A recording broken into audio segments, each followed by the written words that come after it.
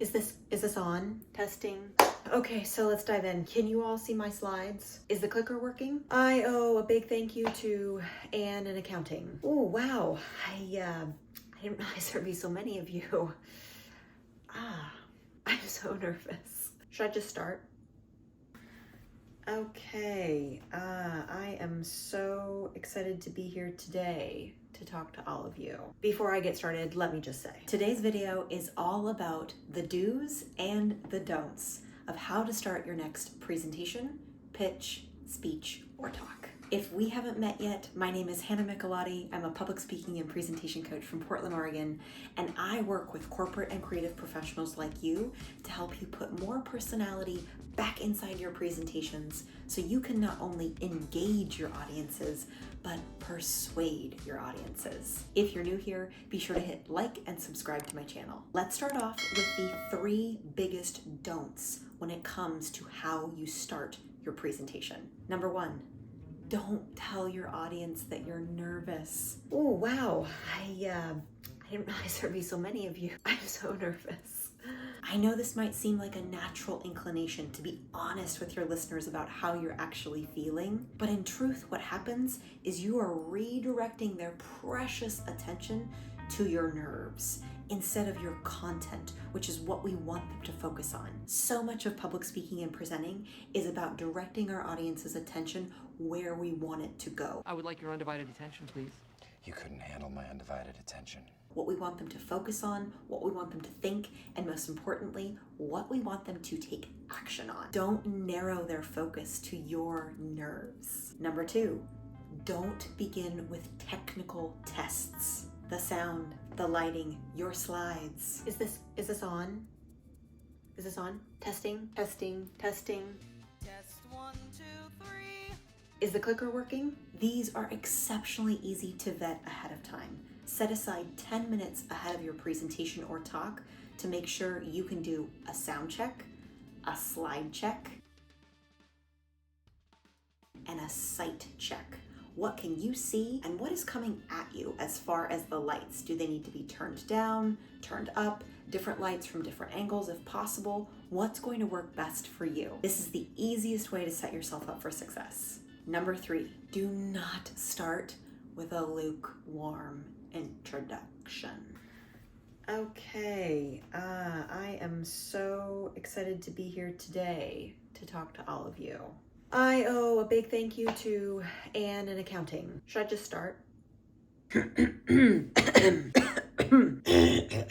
This is the biggest mistake I see when it comes to how professionals start their presentations. Your presentation introductions are some of your most precious currency when it comes to being a speaker or presenter. You have under 30 seconds, and by some accounts, less than 7 seconds from the moment you open your mouth and start speaking to grab your audience's attention, to hook them and engage them in what you have to say. When your words are weak, and they sound weak tonally, I am so excited to be here today. No one is turning in to hear what you have to say now or next. Now that we've talked about the 3 biggest don'ts, let's talk about the best way to start your next presentation. You want to start your presentation with an attention grabber. There are 5 attention grabbers that exist. Technically speaking, there are 6, but the 6th is a snooze fest. I will give it to you at the very end. Here are the 5.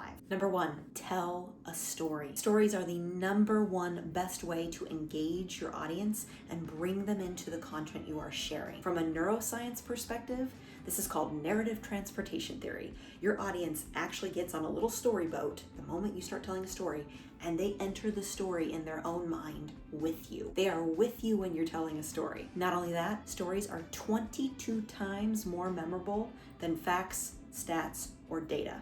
I know it's ironic to share that statistic, but it's true. Stories will get you far further when you start a presentation than any other piece of data or hello, my name is, insert your name. Number 2, ask your audience a question. Get their mind moving on the topic at hand, or even something that's a little off center to the topic at hand, thanks to your question. You also want to assess if this is a question you'd actually actively like participants to engage in, or if it's rhetorical. If If you want people to engage, you need to be ready to herd some cats. You can get all sorts of different answers when you ask a question where you're actually seeking the audience to respond.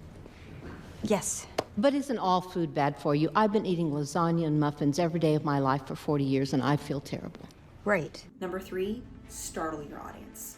Share something absolutely shocking. Taylor Swift lied to us. A statement, a statistic, something that really blows their minds. Stories are 22 times more memorable than facts, stats, or data is a perfect example of one of those. Number 4, create curiosity with your audience. TED Talks are famous for stirring up curiosity with listeners. Amy Cuddy's famous TED Talk about power posing is one perfect example of how to stir up curiosity with listeners. By offering you a free, no-tech life hack, and all it requires of you is this, that you change your posture for 2 minutes.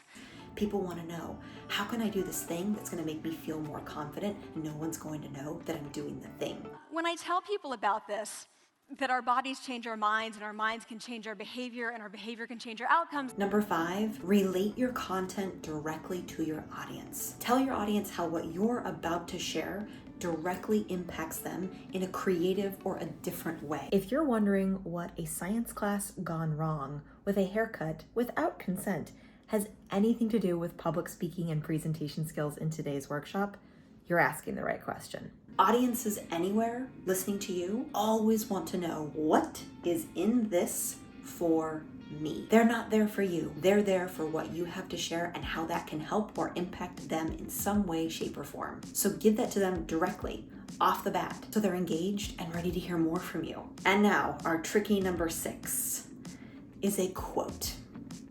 Quotes are a bit of a snooze fest because they're highly forgettable or highly misquoted, and very often they don't have a ton of impact on the rest of a presentation.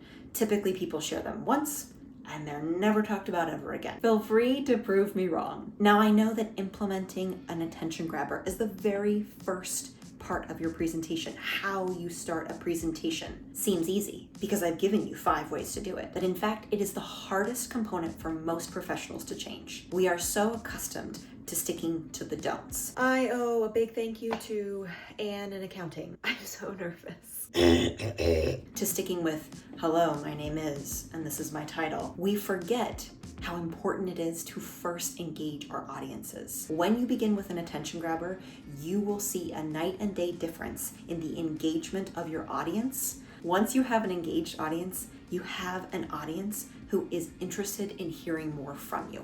You first have to get their attention. It is not something that is guaranteed. If you liked what you heard today, please be sure to like this video and subscribe to my channel.